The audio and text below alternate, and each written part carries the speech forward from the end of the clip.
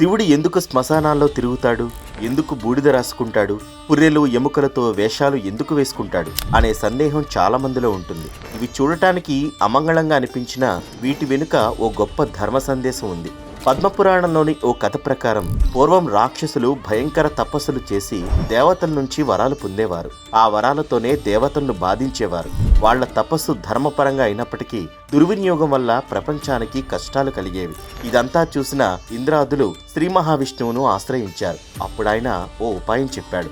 రాక్షసుల మొహాన్ని వారి నాశనానికి ఆయుధంగా వాడాలని విష్ణువు శివుణ్ణి పిలిచి, నీవు బూడిద రాసుకుని ఎముకలు పుర్రెలు ధరించి విచిత్ర వేషంతో రాక్షసుల మధ్యకి వెళ్ళు.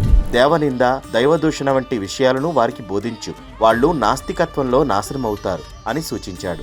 అదే పాషండ మతం అనే నాస్తిక ధోరణి. దీని ప్రభావంతో రాక్షసులు ధర్మబద్ధతను విడిచి పాపకార్యాల్లో మునిగి తేలిపోయారు. తరం గడిచే కొద్దీ వాళ్ల తేజస్సు క్షీణించి సహజంగానే నాశనమయ్యారు. అయితే శివుడికి ఓ సందేహం, ఇలా నాస్తికంగా ప్రవర్తిస్తే నాకే పాపం కదా అని. అందుకు శ్రీ మహావిష్ణువు సమాధానం ఏం చెప్పాడంటే, శ్రీ రామాయ నమః అనే అక్షరాలు మంత్రం జపించు, అది నిన్ను పాపాల నుంచి రక్షిస్తుంది అన్నాడు. శివుడు ఆ మంత్రాన్ని జపిస్తూ ధర్మరక్షణ కోసం ఈ వేషాన్ని ధరించాడు.